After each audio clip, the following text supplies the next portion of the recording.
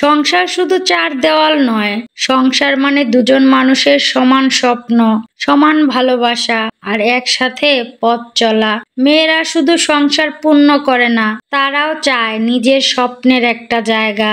আসসালামু আলাইকুম এভরিওয়ান, আবার একটা নতুন সাংসারিক ছোট গল্প নিয়ে হাজির হয়ে গেলাম। আশা করছি আপনাদের ভালো লাগবে। তুমি কি মনে করো সংসার শুধু চারটা দেওয়াল আর একটা ছাদের নাম? রূপা হঠাৎ প্রশ্ন করলো। রাহাত অবাক চোখে স্ত্রীর দিকে তাকালো। সন্ধ্যার আলোয় রান্নাঘরের জানালা দিয়ে আসা হাওয়ায় মিতার ক্লান্ত মুখটা কেমন যেন ভেসে উঠছিল। রাহাত সেদিন অফিস থেকে ফিরেই টেবিলে বসে সংবাদপত্রে ডুবে গিয়েছিল। ঘরে রূপার ছুটাছুটি, চুলার হাঁড়ি, গ্যাসের আওয়াজ, বাচ্চার কান্না, সব মিলিয়ে সংসারের সাধারণ শব্দ। কিন্তু আজকের দিনে রূপার গলায় সেই সাধারণ ক্লান্তির চেয়ে অনেক গভীর কিছু ছিল। তুমি সারাদিন সংসারের জন্য খেটে খুঁটে মরে যাও, অথচ সংসারটা কাকে বলে জানো? রূপা থেমে গেল কিছুক্ষণ। রাহাত ভুরু কুঁচকে বলল, কেন? আমাদের এই ঘর, ছেলে মেয়ে, তুমি আমি, এটাই তো সংসার। রূপা মৃদু হেসে মাথা নাড়ালো। না রাহাত, সংসার কেবল দায়িত্ব নয়, সংসার মানে বোঝাপড়া, যত্ন, একে অপরের পাশে দাঁড়ানো। আমি তোমার জন্য রান্না করি, কাপড় ধুই, সন্তানের দেখাশোনা করি, এগুলো দায়িত্ব। কিন্তু যখন তুমি আমার মুখের দিকে তাকিয়ে বলো তুমি কষ্ট পেয়েছ, আমি আছি তোমার পাশে, তখনই সংসারটা পূর্ণ হয়। রাহাত কিছুক্ষণ চুপ করে থাকলো।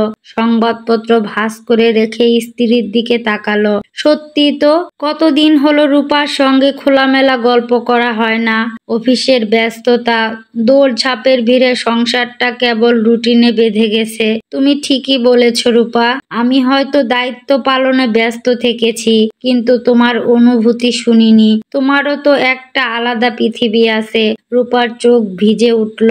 সে শান্ত গলায় বলল, সবার মুখে শুনি মেয়েদের ছাড়া নাকি সংসার পূর্ণ হয় না, কিন্তু কখনো ভেবে দেখেছ মেয়েদের নিজের জন্য কোনো সংসার আছে কিনা?